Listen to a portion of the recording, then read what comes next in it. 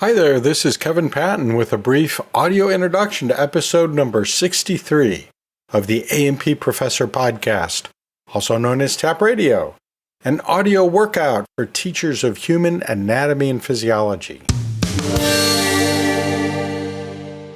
In the upcoming full episode, that is episode number 63, I'm going to talk a little bit about the mechanism by which stress can make our hair gray. Now, we know that aging can cause our hair to get gray, malnutrition can cause changes in hair color, and we also know that stress can do it. But how does stress make our hair turn gray? I'm also going to talk about a newly discovered kind of lymphocyte with an immune function that's not a B cell and it's not a T cell. So what is it? Well, some people call it an X cell, but exactly what it is, you're going to have to stay tuned and find out. And another topic I'm going to discuss briefly is making mistakes when we're teaching. How do we deal with that? How do we feel about that when we make a mistake in front of a student? All that and more in the upcoming full episode number 63. The free distribution of this podcast is sponsored by the Master of Science in Human Anatomy and Physiology Instruction, the HAPI degree. I'm on the faculty of this program, so I know the incredible value it is for A&P teachers. Check out this online graduate program at nycc.edu/HAPI, that's HAPI, or click the link in the show notes or episode page. It's time once again for Word Dissection, where we practice what we all do in our teaching and take apart words and translate the parts to deepen our understanding. Sometimes they're old and familiar terms, and sometimes they're terms that are new to us, or maybe so fresh that they're new to everyone. If you already have a Latin dictionary in your head, then you don't need this review. It should just skip ahead. But I need the review, so maybe the rest of you will join in with me. The first term I have on my list this time is the term imposter syndrome, which clearly is not a A&P term, not a term we typically discuss in A&P, but it's going to relate to that idea of talking about mistakes that I mentioned a moment ago. So let's pull it apart and see what it is. The first word is imposter, and when we break that down, we get the first word part, I am, which is a variant of IN. And that can mean the same thing as the English word in, or it could mean on. And then the second word part, POS, means place or put. So when we put those two word parts together, we have impos or impose, and that means to put on, as in deceive. And then the OR ending means an agent or an actor. So an imposter is someone who puts on or deceives or is fraudulent in some way. And then the part of the term syndrome, the first word part is syn, S-Y-N, and that means together. Then the second word part is drome, which is a race course or just a course of something, the path along which something progresses. And so when we put that together, it's when we have different things that come together and are part of the same course of things. So we could say when we apply that to, actual English usage, that a syndrome is a set of signs that occur together in the course of a disease condition. So imposter syndrome means a set of characteristics that occur when you feel like you're an imposter. Now, this term was first introduced in 1978 in an article called The Imposter Phenomenon in High-Achieving Women, Dynamics and Therapeutic Intervention. That was written by two professional women, Dr. Pauline Clance and Dr. Suzanne Imes, and they defined it as an individual experience of self-perceived intellectual phoniness or fraud. That is just me sort of reinterpreting what they said in their article. It's when one thinks that even though they've had some success, they're really not the expert that everyone thinks that they are. And even though it was first described in high-achieving women, it apparently affects all groups equally at a rate of around 85% of working adults. Yeah, 85%. Yikes. I don't know really because I'm not smart enough to understand, much less explain it. But I do know that it's been very well studied and there's a lot of different aspects and causes and so on. But it's really important to know that it's not a pathology. It's just a thing that happens in the normal spectrum of human feelings. But what do I know, right? We're going to be talking about this in the upcoming full episode as it relates to how we feel when we make mistakes in front of students. Or maybe we won't talk about it, I don't know, because I'm not sure I know enough to say anything, really. The next term that I want to talk about is norepinephrine. Now that's a term that we use a lot in A&P, right? But let's break it down. Nor, N-O-R, is a chemical prefix that relates to an unbranched carbon chain. And then epi means upon, and then the nephr part, N-E-P-H-R, nephr part, that means kidney, and then I-N-E ending means a substance. So we put that all together, and it's a substance that has an unbranched carbon chain. And what does upon the kidney mean? Well, that's the tissue from which it comes is upon the kidney. That is the adrenal gland. And that is related to the term noradrenaline, which means almost the same thing.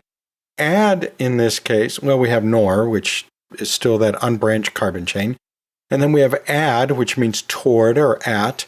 And then rene, which means kidney, and al means relating to. So it's relating to something that is toward or at the kidney. So adrenal gland, yeah, that's sort of like a little hat sitting on top of the kidney, right?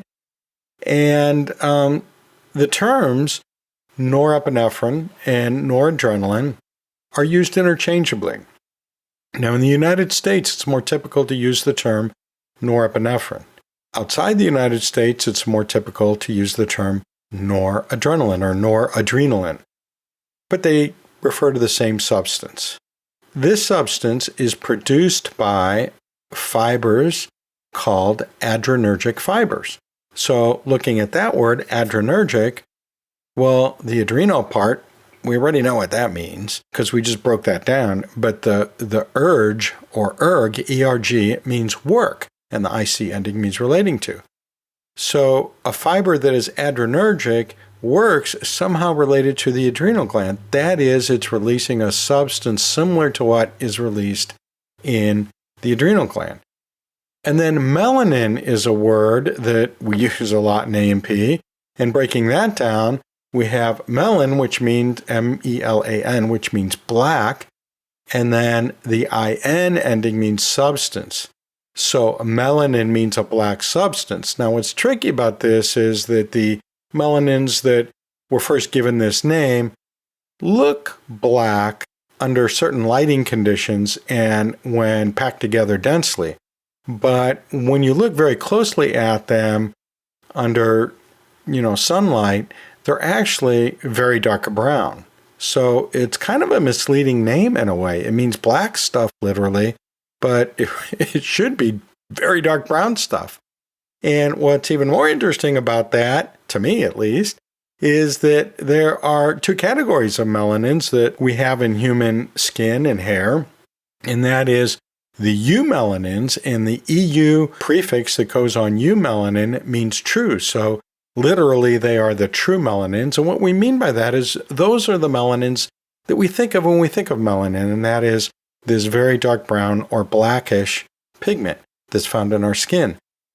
The other category of melanins that we find in human skin are the pheomelanins, and that's P-H-E-O prefix on melanin. And pheo, translated literally, means dusky. And this refers to melanins that have kind of a reddish, tannish color to them. And they're lighter in color than the eumelanins. So we're going to be talking about melanin because we're talking about gray hair, right? So that's the absence of melanins in our hair when our hairs turn white on our head and produce a gray look to them. But we'll talk more about that in the full episode. The last thing I want to do before we leave this preview in terms of terminology is define the acronym HLA, which I'm going to be using in the preview. HLA stands for Human Leukocyte Antigen. And to oversimplify, we can think of HLAs as the cell surface proteins that are present on human cells that help regulate immune function in humans. So keep that in mind if you're not familiar with the term HLA or don't use that much in your teaching. This podcast is sponsored by HAPS, the Human Anatomy and Physiology Society, promoting excellence in the teaching of human anatomy and physiology for over 30 years.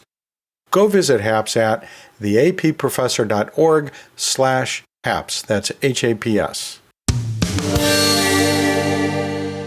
Hey, we have a new book club recommendation from a listener, Mike Pasco, who's contributed to this podcast in various ways in the past. So, Mike, what do you have for us? Hey, Kevin, I've got a couple of book recommendations for you. The first is a book that is anatomically related, and that is Gulp by Mary Roach. I believe the subtitle is Adventures on the Alimentary Canal. So I really enjoyed this book. I really got hooked on Mary Roach after reading her book. I think most anatomists will know about Stiff, about cadavers.